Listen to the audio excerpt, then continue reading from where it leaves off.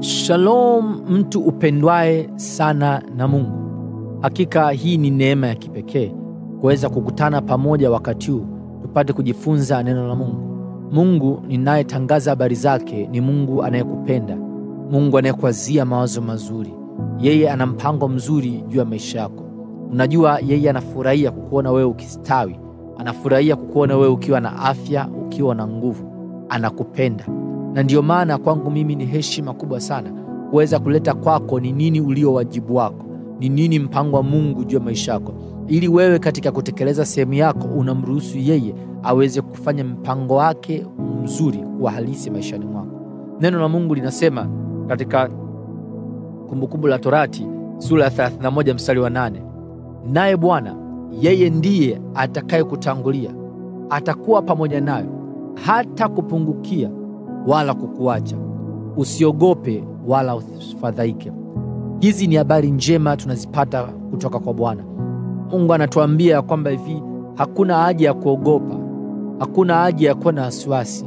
Yeye yuko pande wako, yeye atakutetea, yeye atakupigania. Muda mwingine tunapokutana na changamoto, tuna tabia ya kuingiwa na hofu, kwa sababu tunaona changamoto kana kwamba ni kubwa, kana kwamba zipo katika mazingira ambayo hatuwezi kuzivuka. Lakini neno la Mungu linatupa uhakika ya kwamba yeye yuko pande wako kukutetea. Kumbuka yaliyo pande wako ni Mungu aliyeumba mbingu na nchi ndani ya siku 6. Kama alifanya hilo, je, ni jambo gani gumu la kumshinda? Sijui unakutana na changamoto gani. Yamkini ni magonjwa, kuna jambo la kuhusu afya halijakaa sawa. Neno linasema usiogope. Mungu yuko pande wako, yeye atakuponya. Inawezekana ni changamoto katika ndoa, mambo hayako sawa, amani hakuna. Labda kuna jambo ambalo umekuwa ukitafuta mbele za Bwana kuhusiana na ndoa yako na mpaka sasa hujalipata. Yeye anakuambia usiogope, yuko upande wako, atakupa amani, atakupa suluhisho. Inawezekana changamoto unayokutana nao ni kuhusiana na masuala ya kiuchumi. Kuna biashara haiko sawa, kuna madeni umeingia, kuna changamoto moja au nyingine ya kiuchumi ambayo unakabiliana nayo. Yeye anasema usiogope, yeye yuko upande wako. Mungu muumba mbingu na nchi yupo kukutetea. Yeye atakupigania, atakuvusha katika hilo jambo ambalo kwako limekuwa ni gumu. Atakupa hekima ya namna gani ya kutatua hiyo changamoto ambayo unaipitia.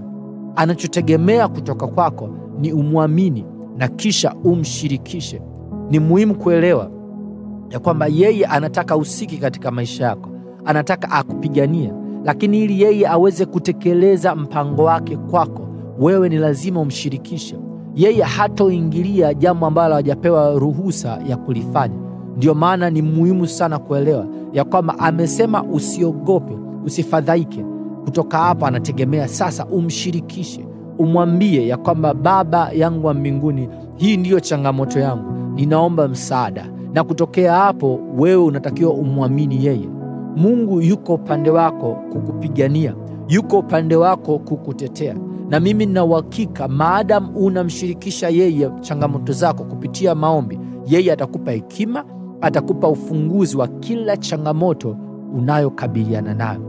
Lazima uelewe, Mungu yuko upande wako kukupigania, kukutetea, kushindia.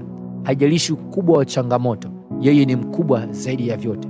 Kumbuka, aliyo upande wako ni Mungu muumba mbingu na nchi, na kwake hakuna lisilowezekana. Usiogope, endelea kumwamini tu Mungu, yeye atakuvusha. Basi kama umebarikiwa na somo hili, hebu tumalize pamoja kwa maombi haya ya ukiri. Tafadhali sema nyuma yangu: haleluya, ninamjua niliyemwamini, yeye ndiye ulinzi na msaada wangu, na kamwe hata niacha peke yangu. Amen.